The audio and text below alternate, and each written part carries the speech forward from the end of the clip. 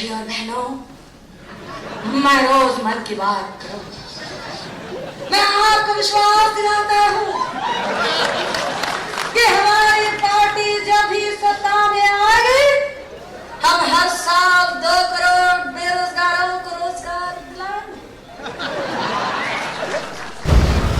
विकेसीच्या इव्हेंटसाठी जे 10 कोटी रुपये तुम्ही रोख भरले, हे 10 कोटी आले कुठून?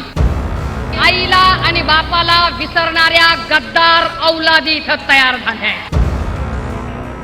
नमस्कार, मैं हूं जितेंद्र दीक्षित।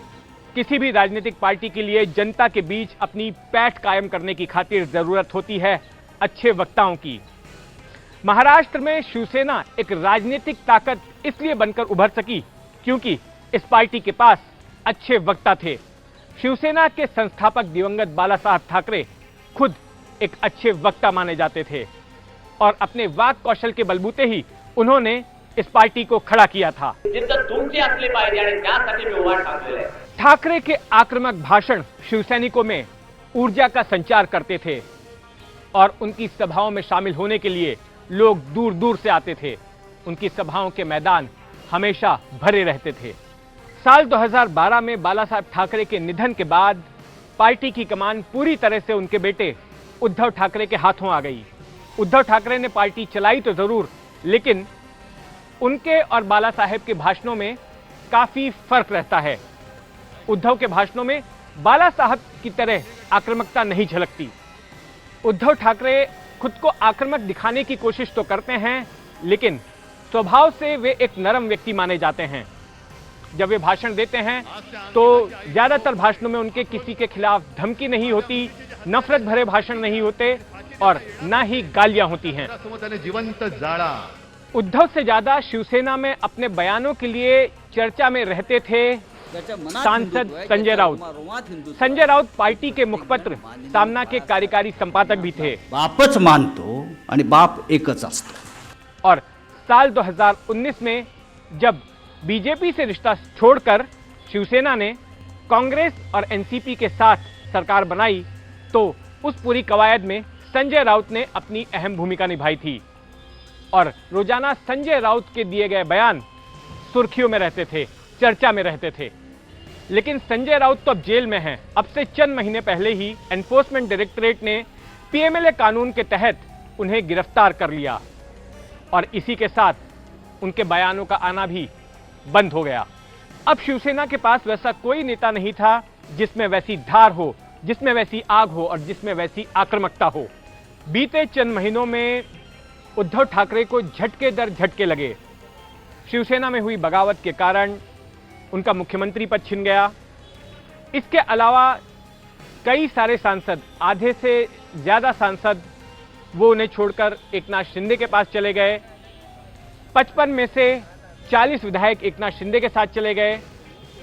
कई पार्टी के पार्षद एकनाथ शिंदे के साथ चले गए और पार्टी के कई पदाधिकारी भी विरोधी खेमे में जाकर शामिल हो गए।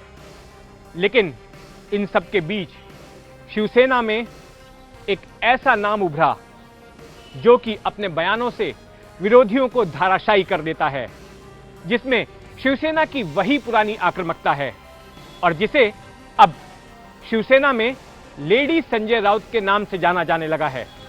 यह चेहरा है सुषमा अंधारे का, जिनके भाषण इन दिनों महाराष्ट्र की सियासत में तहलका मचाए हुए हैं और उनमें शिवसेना के वही पुराने तेवर नजर आते हैं और इनके भाषण अक्सर सोशल मीडिया पर वायरल हो जाते हैं। हे भगवान, आदर सगळ्यांना दाखवून द्या। सुषमा अंधारे की शिवसेना में एंट्री, यानी कि ठाकरे गुट वाली शिवसेना में एंट्री जून में हुई बगावत के बाद हुई। इसी साल 28 जुलाई को उन्होंने उद्धव ठाकरे के गुट को ज्वाइन किया और उसके बाद उन्हें शिवसेना में उपनेता बना दिया गया, यानी कि वो शिवसेना की तीसरी पंक्ति की नेता हैं। सबसे ऊपर पार्टी के अध्यक्ष यानी कि उद्धव ठाकरे हैं, उसके बाद शिवसेना के नेता होते हैं। नेता अपने आप में शिवसेना में एक पद का नाम है और उसके बाद होते हैं उपनेता। तो सुषमा अंधारे को शिवसेना का उपनेता बनाया गया है। सुषमा अंधारे अनुसूचित जाति से आती हैं। वो उस बंजारा समाज से आती हैं जिनका कोई स्थायी ठिकाना नहीं होता। लेकिन लातूर जिले के एक छोटे से गांव से निकली सुषमा ने पढ़ने के लिए घर छोड़ दिया। जेब में 51 रुपए लेकर निकली और एमए, बीएड और लॉ की पढ़ाई पूरी की। समाज की पीड़ा और जाति के दर्द ने सुषमा अंधारे को अंबेडकरवादी राजनीति में आगे बढ़ने का हौसला दिया। लेकिन शिंदे गुट के घाव से घायल उद्धव ठाकरे के दर पर जब सुषमा अंधारे ने दस्तक दी तो सीधे उपनेता बनाकर उद्धव ने मास्टर कार्ड खेल दिया। सुषमा अंधारे को 12 से 13 भाषाएं आती हैं और अपने भाषणों के जरिए वे शिंदे गुट और बीजेपी की खूब खबर लेती हैं, कई तीखी टिप्पणियां करती हैं। भाई और बहनों, मैं रोज मन की बात करूं, मैं आपको विश्वास दिलाता हूं कि हमारी पार्टी जब भी सत्ता में आएगी, हम हर साल 2 करोड़ बेरोजगारों को रोजगार दिलाएंगे। ये महाप्रबोधन यात्रा त्याची आठवण करून देण्यासाठी है कि कहा गए हैं आपके वो वादे, वो इरादे, वो कस्में, वो वफाएं जो आपने हमें पहले दी थी।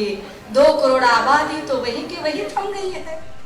जाहिर है सुषमा अंधारे के रूप में ठाकरे गुट को एक प्रभावशाली वक्ता मिल गई है, जिसका पूरा इस्तेमाल जल्द होने जा रहे अंधेरी पूर्व सीट के उपचुनाव में और उसके बाद होने वाले मुंबई महानगर पालिका के चुनाव में किया जाएगा।